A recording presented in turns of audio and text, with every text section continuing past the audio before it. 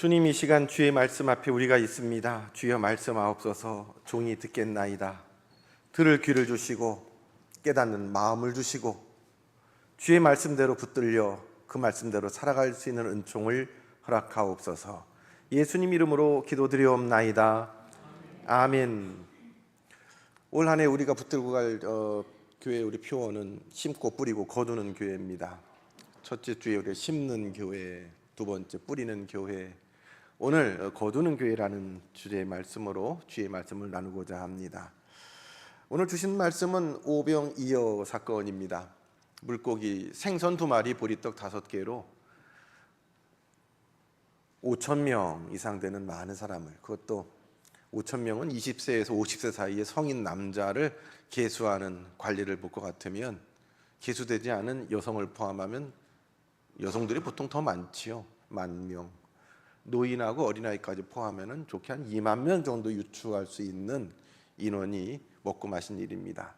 예수님이 하신 많은 말씀, 많은 이적들, 많은 일들 가운데에 공공연히 이 오병이어 이 사건은 마태복음, 마가복음, 누가복음, 요한복음에 다 기록됐습니다.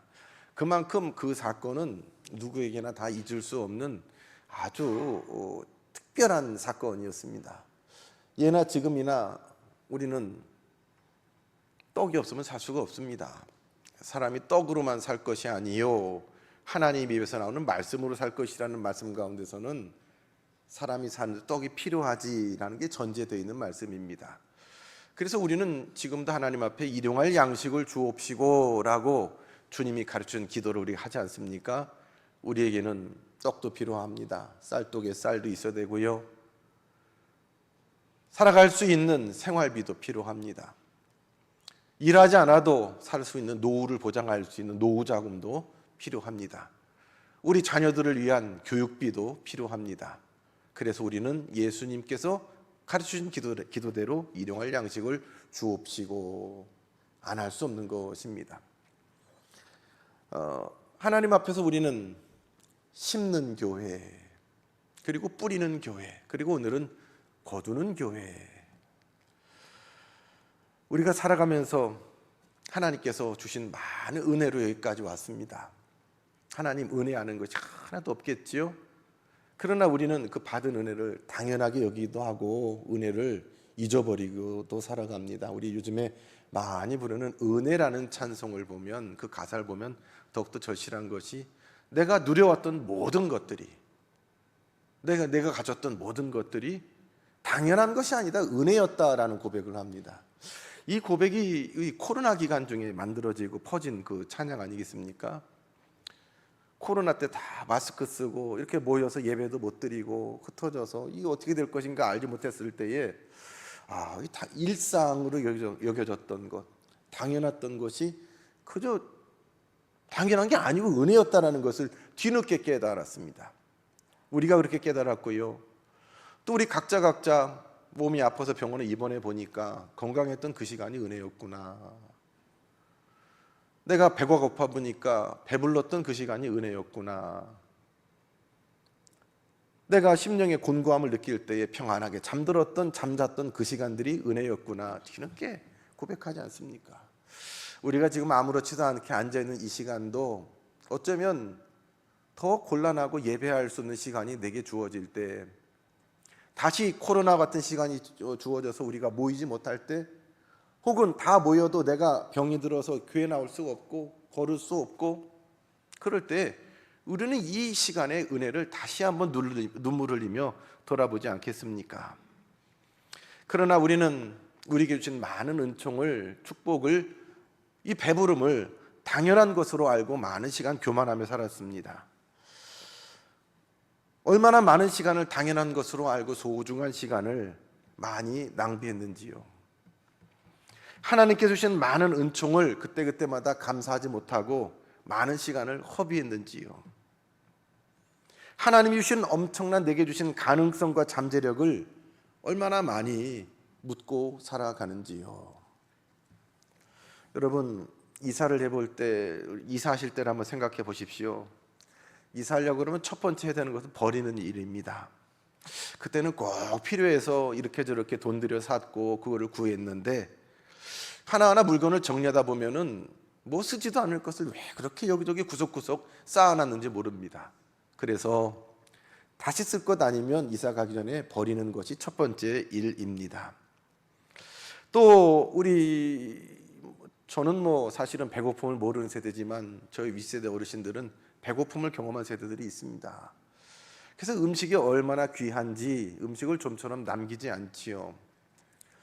음식을 마음껏 배부르게 먹을 수 있는 식당들이 있습니다.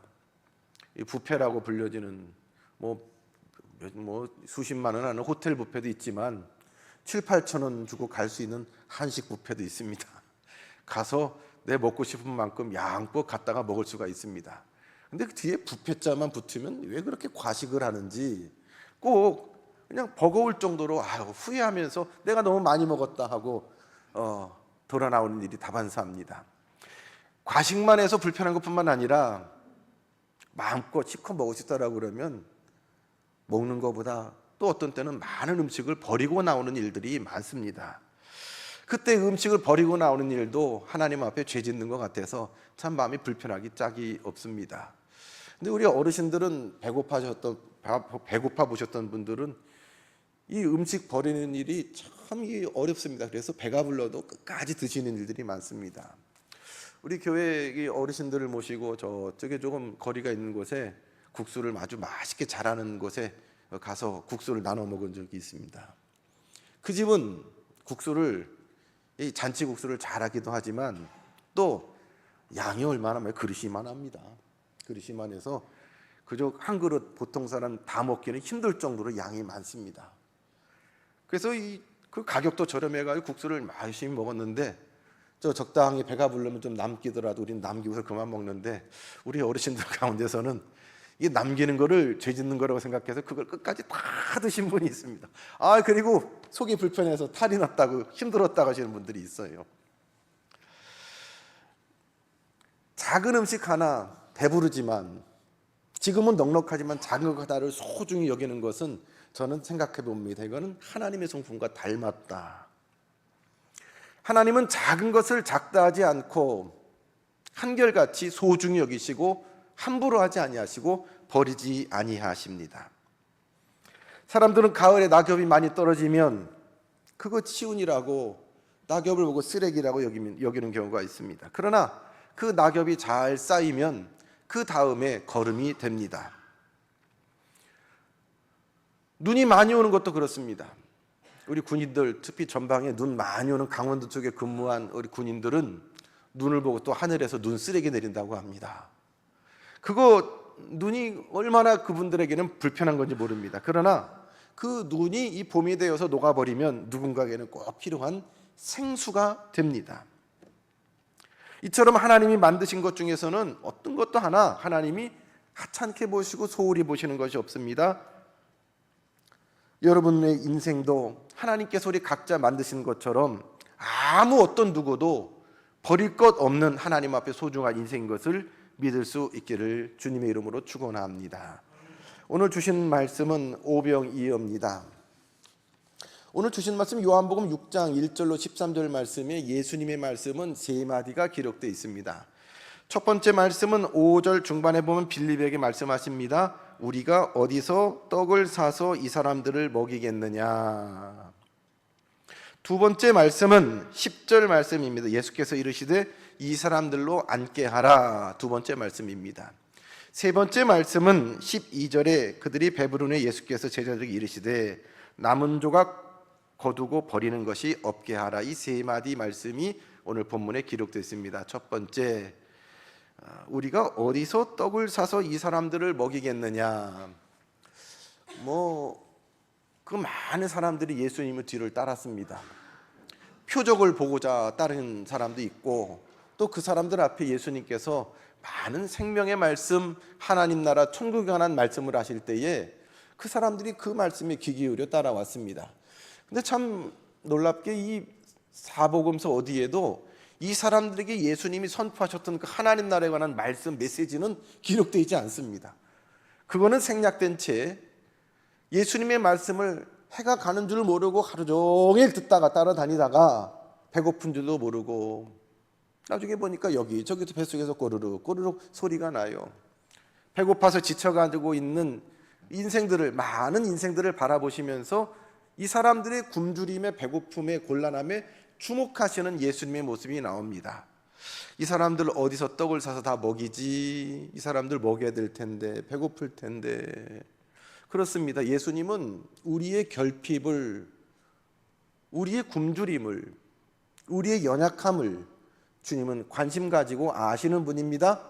그리고 배고픈 자에게 배부르게, 굶주린 자에게 먹이게, 병든 자에게 강건하게, 연약한 자를 온전하게 하시는데 주님은 관심 가지시는 분입니다.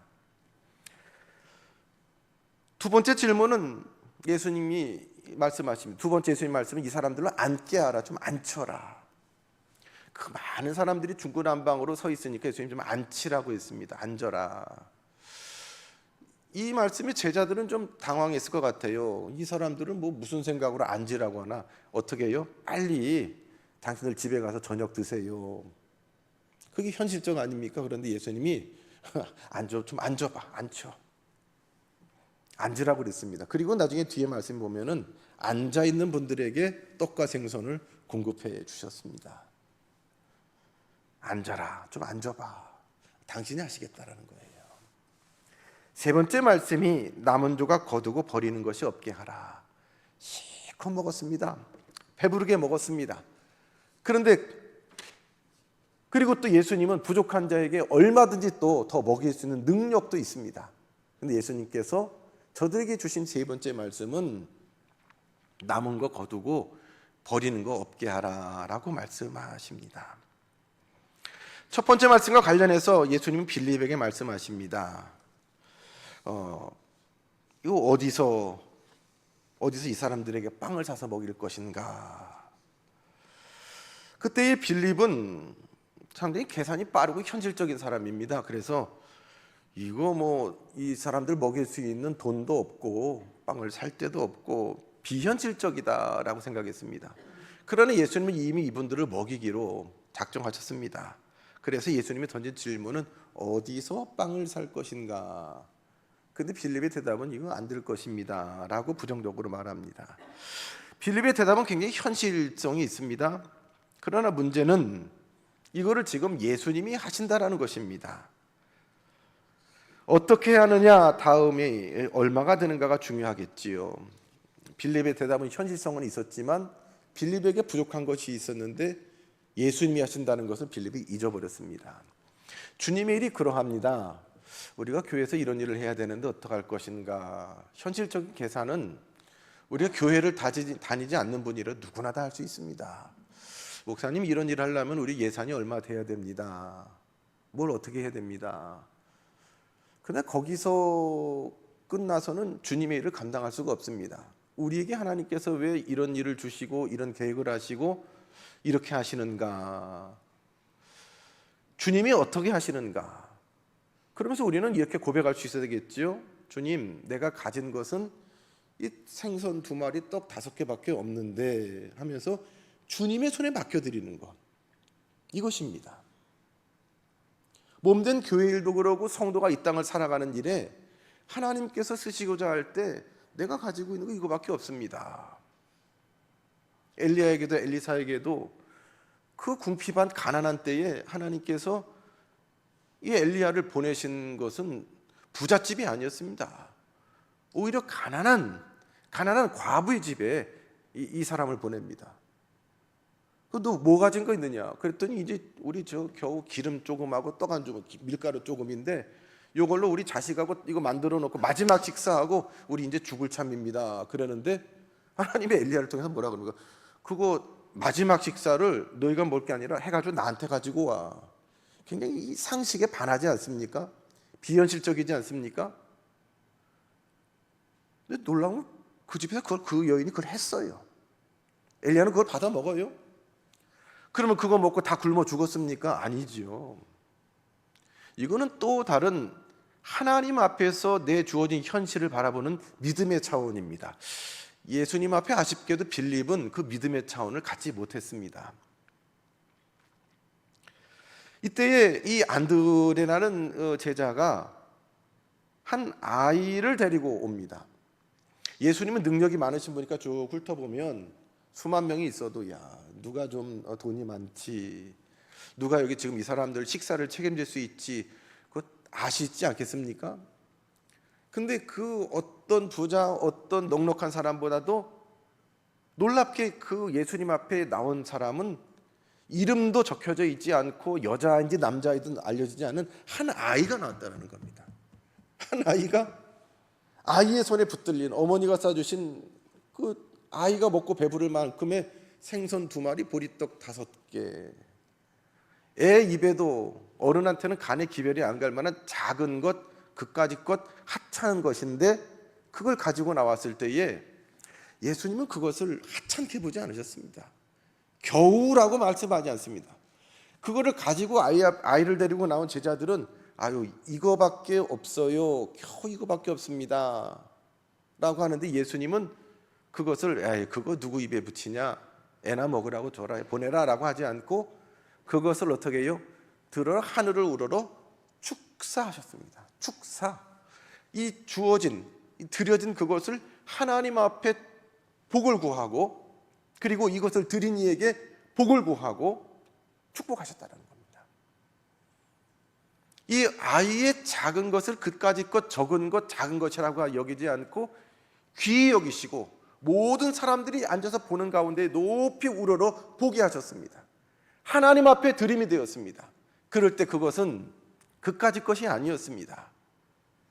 모든 굶주린 자를 살릴 수 있는 하나님의 도구로 이 작은 생선과 물고기와 떡이, 그리고 이 아이의 작은 헌신이 주님 앞에 크게 쓰여졌습니다.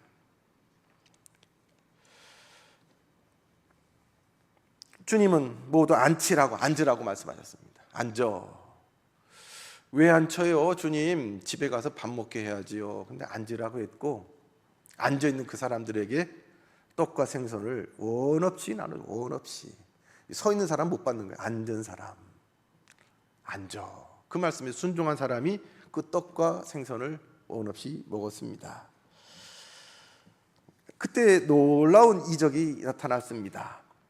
성령의 9가지 열매 중에서 마지막 열매가 절제 열매 아니겠습니까? 그들이 배부르게 먹고 배부르게 원 없이 먹었습니다. 절제 못하고 먹었습니다. 어느 정도로요? 남은 것을 바닥에 버릴 만큼 절제 못하고 먹었습니다. 또 뭐 부족해도 예수님이 기도해 주시면 또 먹여줄 수 있으니까 절제하지 못하고 막 먹고 막 버렸습니다.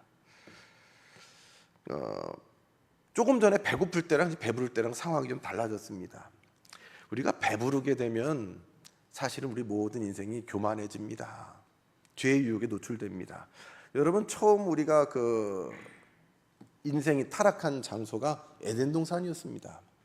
에덴 동산은 배고픔의 장소가 아니라 배부름의 장소였습니다. 부족함이 없습니다. 그때 그만 인생이 하나님 앞에서 범죄하고 교만하기 시작했습니다. 배부름은 교만을 부릅니다. 배부름이 너무 배가 고파도 때로는 죄를 짓는 것처럼 또 배부름도 악을 부릅니다. 배부름의 악은 교만으로 나타납니다. 넉넉하니까 배부르니까 교만합니다. 그리고 하나님의 은혜를 그까짓 것이라고 여깁니다. 예수님은 그 아이가 가지고 온 도시락을 하찮게 보지 않고 귀히 여기시고 축사하셨는데, 그것으로 배부른 인생들은 실컷 배부르고 난 다음에는 이제 하찮은 것, 그까짓 것이 되어서 그냥 바닥에 막 널브러져 버리게 되었다라는 거지요. 배부름을 경험한 사람들이 이렇게 교만해졌습니다. 조금 전에 배고픔의 상황을 잃어버렸습니다. 예수님이 나눠줬을 때 나눠도 기적이 끊이지 않고 반복되었고 실컷 배불렀는데 그 배부름의 은혜를 더 이상 은혜로 여기지 않았습니다. 내가 배부르니까. 그런 인생들을 주님이 쭉 보셨겠지요. 그리고 3번째 하신 말씀이 남은 것 하나도 버리지 말고 다 거두어들여라, 모아라 라고 주님 말씀하십니다. 어찌 보면 그 말씀이 이 사람들은 이해가 안 되고 좀 어색했을 것입니다. 아이고, 예수님은 얼마든지 더 만들 수 있는 분인데 먹고 남은 거 바닥에 떨어진 거를 굳이 뭘 그렇게 수거하라고 수거 명령을 내리시나. 예수님, 아이고, 스케일이 있으시지 뭐 바닥에 떨어진 것까지 주스시라고 하시나. 이 대목에서 그들은 좀 의아했을 것 같습니다. 그 이유가 뭘까요? 첫 번째로는 배부름으로 인해서 우리 신앙적인 영적인 긴장감을 버리지 않게 하기 위해서입니다.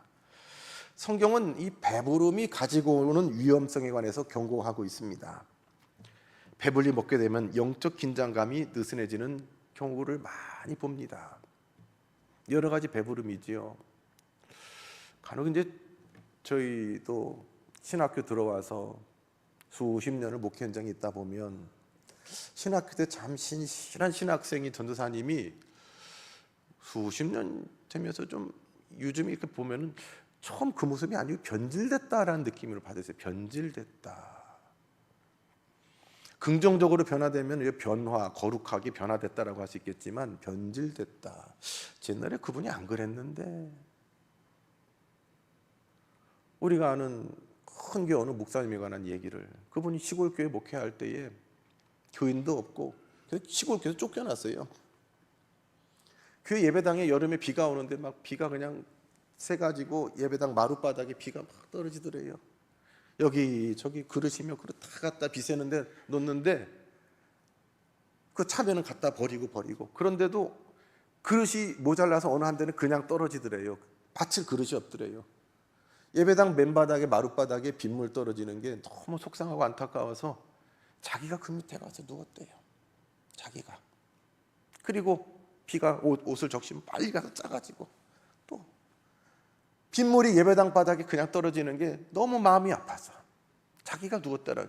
나는 그 마음이 그분의 초심이었다고 생각합니다. 근데 그만 큰 대형 교회를 이루고 이름대로 하면 그 교회 되고 당신의 이름이 이 대한민국 땅에 떨쳐지니까 전에 그분이 맞나 변질됐다라는 거죠.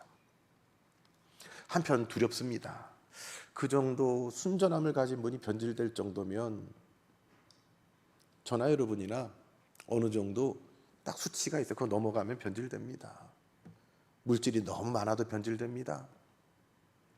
너무 많이 출세해도 변질됩니다. 우리 한계를 알고 구하는 것이 얼마나 중요한지 모릅니다. 여러분, 하나님께서 하나님 앞에 우리가 많은 것을 구하고 주시옵소서 하는데 하나님이 얼만큼 줄까 그러면 답을 못해요. 어리석게도 우리는 하나님이 너 얼만큼 줄까 할 때 답을 못해요. 그래서 비시시 웃으면서 아이 많으면 좋지요. 절대요. 많아서 망한 분들이 많습니다. 그래서 우리는 내 인생의 시간이 어느 정도가 좋은지, 시간이 얼만큼 하나님 받아 좋은지, 물질은 얼만큼 있어야 되는지, 그래야지 내가 흔들림 없이 하나님 앞에 영광 돌리고 내 믿음 지킬지, 하나님 앞에 받을 은혜의 규모를, 그릇을 나 스스로 돌아보면서 기도하는 것도 참으로 중요합니다. 예수님은 아셨어요. 이 사람들이 나를 이렇게 쫓아다니면서 임금 삼으려고 하는 거, 그 말씀 때문에, 하신 능력 때문에 쫓아오는 것이 아니라 나 쫓아다니면, 나를 붙잡으면 자기들이 떡을 먹고 배부를 것이다 라고 주님은 알았습니다. 그래서 뒤에 그 26절에 보면 너희가 나를 찾는 것은 표적을 본 까닭이 아니요 떡을 먹고 배부른 까닭이다. 배를 채우기 위해서 너희가 나를 찾고 임금을 삼으려는구나. 그래서 예수님은 열심히 도망 다니고 피해 다니셨습니다. 억지로 임금 삼으려고, 억지로 자기 욕심을 예수님을 들어 이루려고 했을 때에 예수님은 그들을 피해 다니셨습니다. 예수님이 저들에게 주시려는 떡은 생명을 얻는 떡입니다. 다시 목마르지 않는 생명수입니다. 영원히, 육신뿐만 아니라 영원히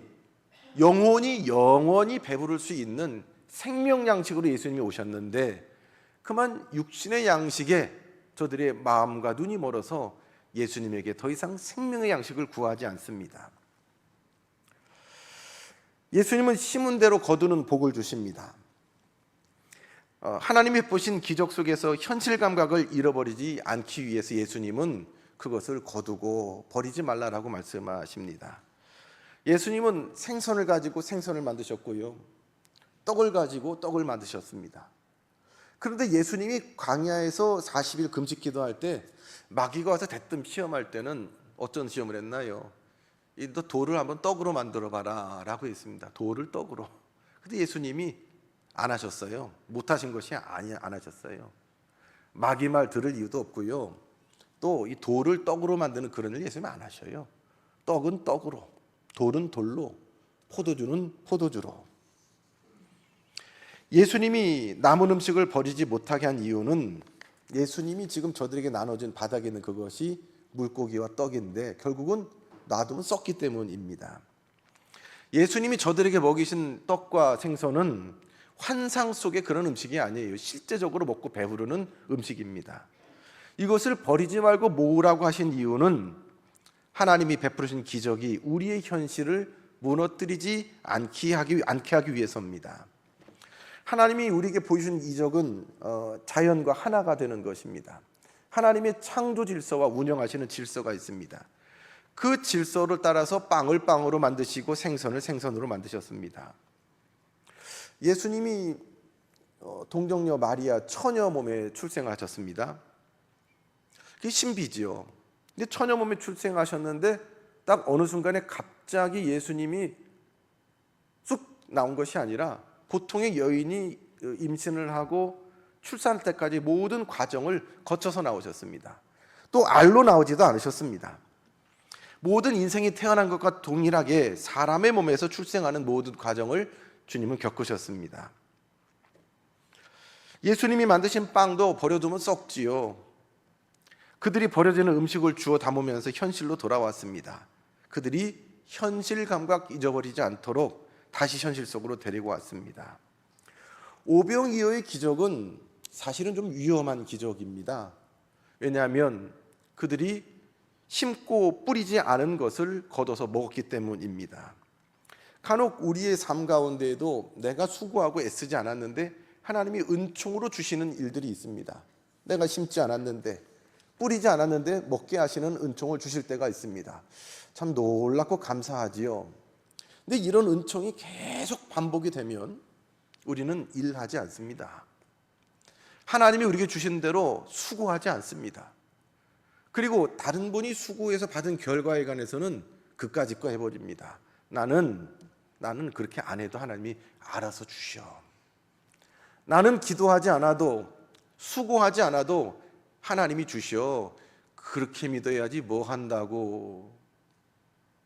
그래서 어떤 분들은 몸이 아파도 병원에 안 가는 분들이 있어요. 기도하면 되지 믿음 없이 무슨 병원에 가, 무슨 약을 먹고 무슨 수술을 하고 기도해. 잘못 가르치는 분들이 있어요. 뭐 공부를 하냐, 하나님이 책임져 주실 텐데 학교는 왜 가 하는 잘못 가르치는 사이비 집단들도 있습니다. 애들을 학교를 안 보내요.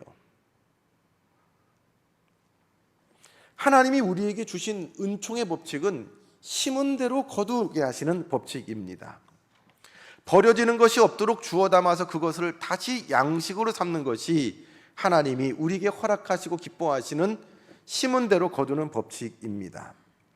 심은 대로 거두는 것도 기적입니다. 여러분 주변을 둘러보세요. 열심히 수고하고 있었는데 그 결과를 제대로 얻지 못한 분들이 얼마나 많습니까? 이 세상이 너무 악해서 열심히 수고하고 애쓴 것을 강도당하는 일도, 도둑맞는 일도 얼마나 많습니까? 어떤 사람들은 심지 않고 뿌리지 않고 거둔 것을 복이라고 은혜라고 말합니다만, 물론 그것도 은혜고 축복이지만 심지 않고 거두는 축복을 기대하면서 살아가는 것은 매우 위험합니다. 교만해질 수 있습니다. 다른 사람의 은총을 평가절하할 수도 있습니다. 우리는 날마다 겸손하게 하나님 앞에 구해야 되는 복은 심지 않은 데서 거두는 복이 아니라 하나님, 심을 수 있는 은혜, 뿌릴 수 있는 은혜도 주시고 거두는 은혜도 주시옵소서. 땀 흘려 일하는 것으로 얻은 자연의 법칙 속에 살아가는 것이 축복입니다. 예수님은 제자들이나 배부름을 경험한 사람들이 현실 감각 잊어버리지 않도록 남은 음식 버리지 말고 주워 담아라라고 말씀하십니다.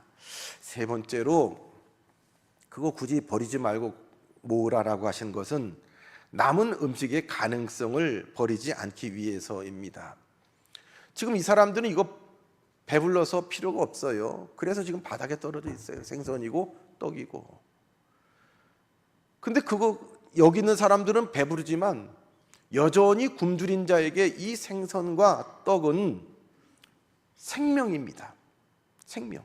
나는 배불러서 그냥 버려지지만 누구에게는 이것이 없어서 죽어가는 사람이 있다라고 그러면 이것을 다 모두어서 12광줄이나 되는 이것 가지고 누군가에게 나간다고 그러면 또 다른 하나님의 은총을, 은혜를 확장할 수 있는 것이겠지요. 우리가 배불러서 넉넉해서 하찮게 여기는 것들 하나님 앞에 드리면 엄청난 가능성이 됩니다. 우리는 12바구니의 가능성을 잊어버리면 안 됩니다. 우리는 하나님의 은혜 하나하나를 처음과 마찬가지로 소중히 여겨야 합니다. 배고플 때도 은혜요, 배 부를 때도 은혜로 아는 자에게 또 다른 은혜의 세계로 하나님은 우리를 초대하십니다. 잘하였도다 착하고 충성된 종아, 내가 너에게 작은 것을 맡겼는데도 충성하였구나. 내게 더 큰 것으로 맡기리라. 달란트를 맡아 수고한 종들에게 주인이 허락하신 큰 은총입니다. 그리고 기쁨입니다.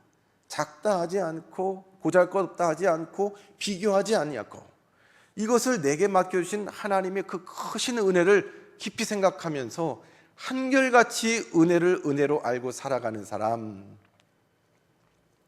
그들을 향한 주님의 명령이 남은 거 하찮게 여기지 말고 모든 하나님의 은혜를 은혜로 소중히 여기고 거두어라. 어떻게 거둘까요? 한결같은 은혜로 하나님 감사합니다. 지금 내 배가 부르지만 배 고팠을 때처럼 그 음식을 소중히 여기고 감사하는 것입니다. 지금은 내가 건강해서 여기 나와 있지만 내가 몸이 상해서 질고로 병원에 누워있을 때, 수술할 때, 괴로움 당할 때 그 심령을 생각하면서 건강한 지금을 살아가는 것입니다. 이런 자들의 하나님의 은혜를 잊지 않고 거두어서 현재를 살아가는 자들에게 하나님은 미래를 보장하시고 확장된 미래를, 하나님의 일을 맡겨주시는 것입니다. 그러므로 사랑하는 성도 여러분, 우리가 거두는 교회로 살아간다. 뭘 얼마나 우리가 뿌렸습니까? 뭘 얼마나 심었습니까? 그러나 심은 만큼 하나님 거두게 해주세요라는 기도가 있습니다. 그러나 그보다는 하나님께서 내가 뿌리고 심지 않은 많은 것들을 주신 많은 은혜가 있습니다. 하나님이 내가 뿌리지 않고 심지 않은 것까지도 주신 은혜가 있습니다. 그것을 한결같이 하나님의 은혜로 알고 소중히 알고 간직하는 것. 여호와께서 내게 주신 은혜를 무엇으로 보답할까? 그 많은 사람 가운데에 많은 아이 어른 할 것 없이 예수님의 말씀을 들었습니다. 그러나 가장 그 예수님의 말씀을 듣고 감동받고 은혜 받은 사람이 어린 한 아이였습니다. 어른들 다 뒷짐지고 있는데 이 아이 하나가 자기 하나 먹어도 배가 부를까 말까 한 작은 것을 예수님 앞에 가지고 나옵니다. 그 하찮은 것을 가지고 나옵니다. 그러나 그 하찮은 도시락 안에 담긴 그 중심을 주님이 보십니다. 하찮게 보지 않으세요. 그거를 우러러 축사하시고 주님의 도구로 그 도시락을, 그 아이를 사용하지 않겠습니까?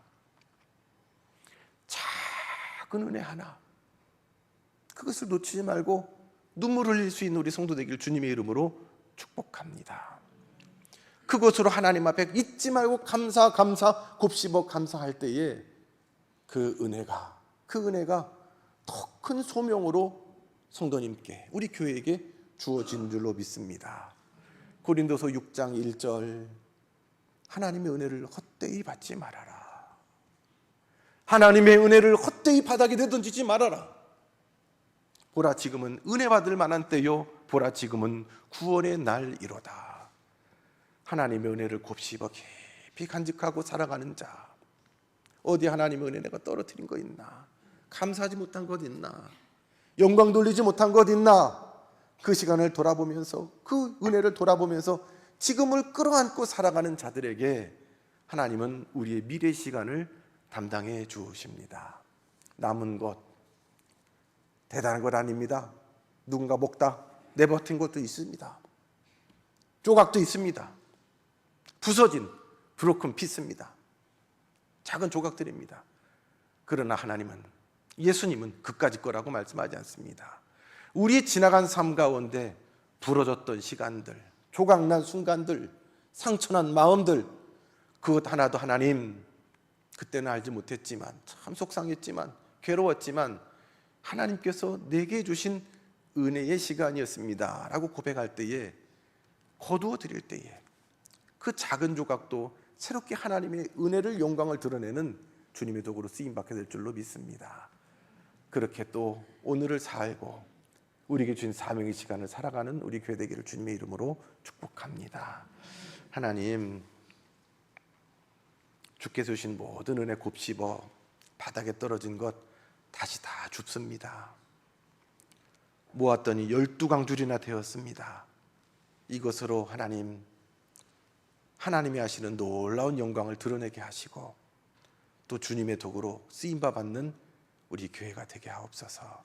예수님 이름으로 기도드리옵나이다. 아멘.